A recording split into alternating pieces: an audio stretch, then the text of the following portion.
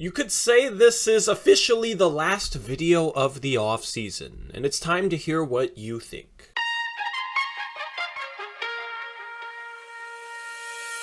What's going on, everyone? Welcome back to another episode of Blazers Polls, where I ask you poll questions in the community tab and you give me your votes and you give me your comments. I like doing these videos occasionally just to hear what you have to say about current Blazer topics. The theme for this video is going to be an off-season recap. Now, before we jump into it, I do want to give a slight channel update. I'm really proud of the last two videos I've dropped, which is a 34-minute off-season recap with stream highlights included, as well as a 17-minute schedule breakdown video where I look at strength of schedule by month and what a 50-win pace would look like. If you haven't seen those, definitely go check them out. Also, I've signed on to the Bleav podcast network to do a podcast on the side with Stephen Vaughn of 750 The Game. We just dropped our first podcast episode. The link to our podcast feed is in the description box below. We will be dropping those once a week on the weekends. Now, next Monday, I'm planning on having Eric potentially do a mailbag. I still have to ask him, but I'll give a little bit more of a channel update then. But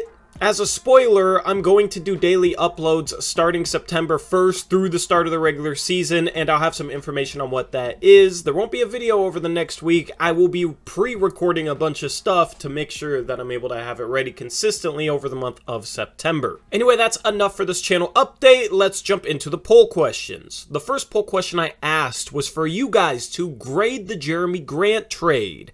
78% of you gave it an A, 18% of you gave it a B, and none of the other options really got any votes. It was pretty clear that the entire fan base was happy with the Jerami Grant trade. I would also give it probably an A-. The value we gave up in the Grant trade was really good value to get back a player of that caliber. I would have graded it an A if we didn't move down from 36 to 46 in the draft. Of course, we then traded the 46th pick. I was not too happy about that, but otherwise, really good trade. And you guys seem to agree on a lot of stuff in this video. Let's take a look at some of the comments. Shout out Brian Tadovich for being a channel member. Thank you, Brian. He says, I think he's a talented scorer, but he might struggle defensively at the start. Same with Dame, but I think that the rest of the team is going to take a big leap. So Dame and Grant will have to work hard at it, and I think they will, especially with Chauncey as coach. I like the trade.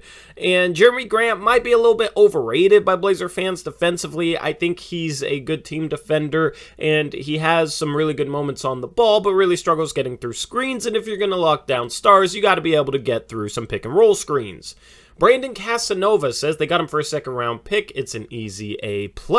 And a lot of people looked at that Milwaukee 2025 first as a second-round pick. Given that Milwaukee's a good team, we'll probably still have Giannis then, and that pick will likely be between 25 and 30. And then Cade Code says, we got him for a lot less than expected. He's the best 4 we've had in quite a while, and he's shown he could do well around a star. Great move. We get Josh Hart and Jerami Grant for CJ, which is a step in the right direction. And I agree in regards to Jerami Grant helping justify the CJ trade.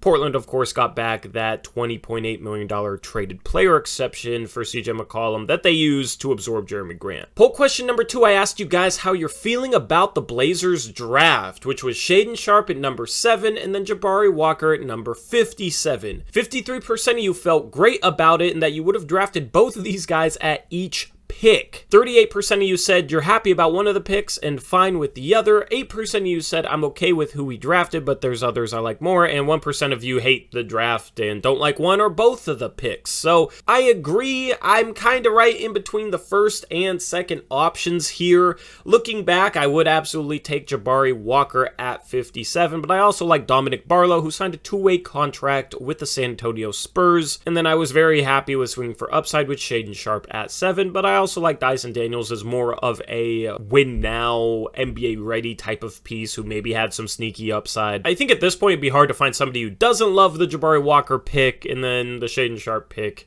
is a fun pick, man. I'm looking forward to seeing what he can do. Let's look at some of the comments for this poll. 09 Low Key says, Walker was an absolute steal. I wanted Portland to draft Sharp, but getting injured in Summer League was a major letdown. I still have high hopes for him, though. Hopefully Walker gets some minutes this season. Really excited about his potential as a player. Quincy Brew says, I'm really glad we got Walker at a position of need, and I hope he is good enough to play some backup minutes next year. Zachary Brem says, it set us up for the future perfectly, and Clayton Tower says, Jabari Walker, future two-way god, he needs minutes. Also, really nice profile picture there, Clayton. And it seems like a lot of people want Jabari Walker to play. Let me know down in the comment section below if you would play him ahead of Justice Winslow or not. The third poll question, I asked you guys to grade the Gary Payton II signing, and you guys weren't as high on this as you were with Jerami Grant. It looks like it's pretty much a B, as 22% of you voted A, 21% of you voted C, and 54% of you voted for a B. The signing has grown on me since the day that it initially happened, and I would probably be right around B as well. It would be an A for sure if he had better size, but he also does a good job defending bigger than he is. He defends forwards well, so maybe it should be an A. Otherwise, it's another 6'2" guy, another undersized guy, so I understand people voting for a C as well. Here are some of the comments. Daniel Pryor says, no matter how good he is defensively, you cannot justify getting another guard with our free agent money. And honestly, the only reason why having too many guards could suck is because they can't defend bigger players. If Gary Payton II can, then I think you can justify it. And then the other problem could be rebounding. That's something to watch for this season. Dwayne Nowak says, great defender, which is exactly what we need. A little undersized, hoping he will play well for us, and the coach figures out how to use him correctly. And that's a good comment because Golden State used him in some unique ways offensively that helped make him a more positive offensive player.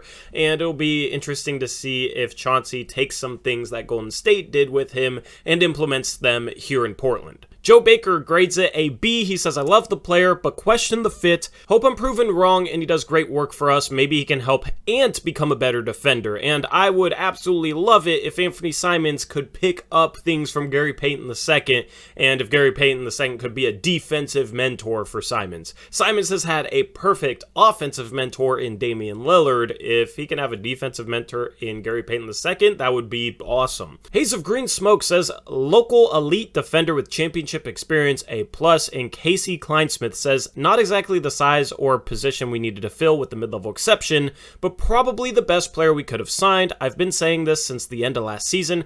It needs to come off the bench to maximize our success. And the free agent market was bare this year, so I don't really know what a better alternative was, so I can agree with that. I don't agree with Anfernee Simons coming off the bench. Anfernee Simons will probably already play with the bench unit, as he'll probably be staggered with Damian Lillard.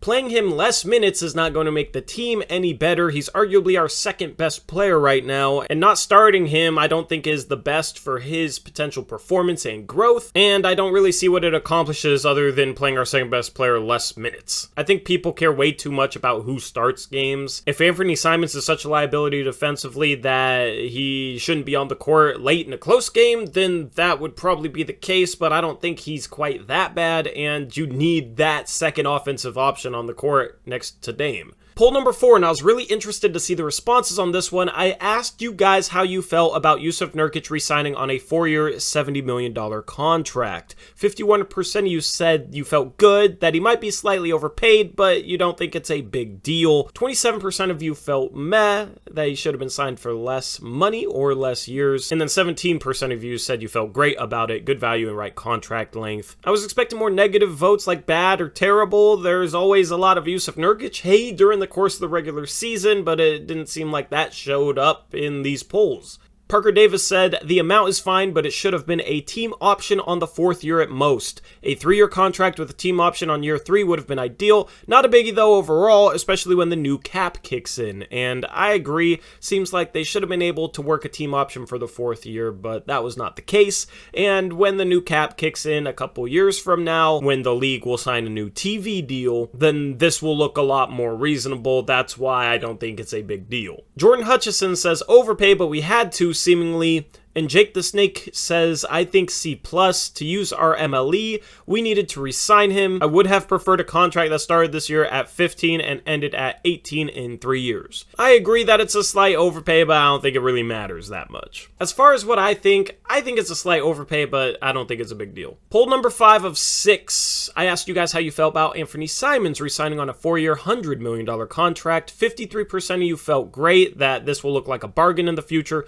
43% of you said that he might be slightly overpaid, but he'll be worth it in the long run. And then all the other results, nobody really voted for. So it seems like you guys are pretty happy with Anfernee Simons re-signing on this 4-year, $100 million contract. I'm right in between the first and second option. I think he will be worth it in the long run. Given his NBA production, I know he looked phenomenal last year, but he was putting up really good stats on a tanking team. I think $25 million a year, given what he's shown during his career, is slightly steep, but you're paying him that amount because you expect him to continue to improve, and I expect him to be a 20-point-per-game scorer. If you can get a young 20-point-per-game scorer on that price tag, that's definitely worth it and maybe a bargain long-term. Crawfish says, with the cap raising, I don't see it being a big issue. Also, that's just the market for talented guards nowadays. If you look at the top 15 highest-earning guards, once you get to 15 to 18, you got guys who are good, but never made an all-star team making max money.